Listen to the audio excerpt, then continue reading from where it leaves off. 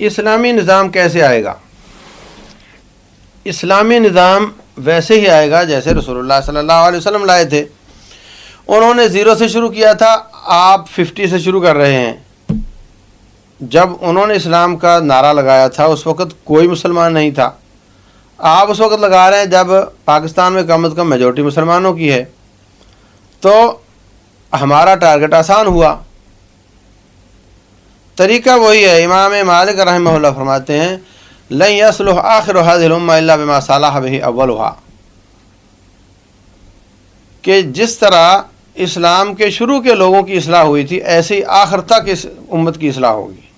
تو منہج نبوت یہ ہے، مکہ میں آپ رہے، مکے والوں نے توحید کی دعوت چھوڑنے پر آپ کو آفر کی، شرک کو اچھا کہنے پر، شرک میں مداہنت اختیار کرنے پر آپ کو آفر کی کہ آپ کو چاہیں جس لڑکی سے چاہیں شادی کر دیتے ہیں، جتنا چاہیں مال دے دیتے ہیں، اور مدینے کا حکمران مکے کا حکمران مان لیتے ہیں، اور مکے کا حکمران مان لیتے ہیں۔ یہ آفر کی تھی، لیکن آپ نے ان کی آفر نہیں لی۔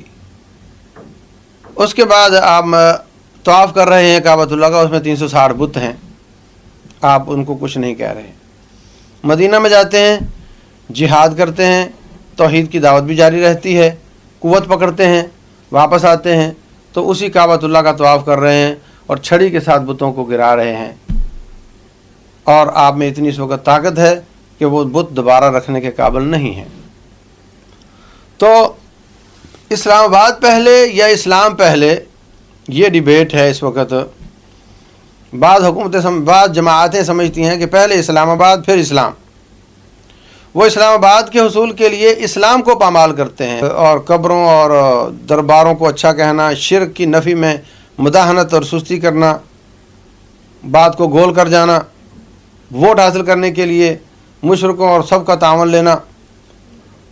تو وہ کہتے ہیں اسلام کو پیچھے رکھو، پہلے اسلام آباد حاصل کرو پھر اسلام آئے گا۔ تو یہ خواب ہے، یہ سراب ہے، ایسا ممکن نہیں۔ نبی صلی اللہ علیہ وسلم نے اسلام آباد کو بوٹ کی نوک پر رکھا اور اسلام کو مضبوط رکھا۔ اسلام مضبوط ہوا تو اسلام آباد بھی ملا، حکومت بھی ملی۔ تو وہی طریقہ آج ہے، آپ دعوت اللہ کا کام کریں، جہاد فی سبیل اللہ کا کام کریں جیسے انہوں نے کیا، اور جب اللہ تعالیٰ قوت دے تو پھر اسلام نافذ ہوگا۔ یہ جو ڈیموکریسی کا طریقہ ہے یہ دھوکہ ہے۔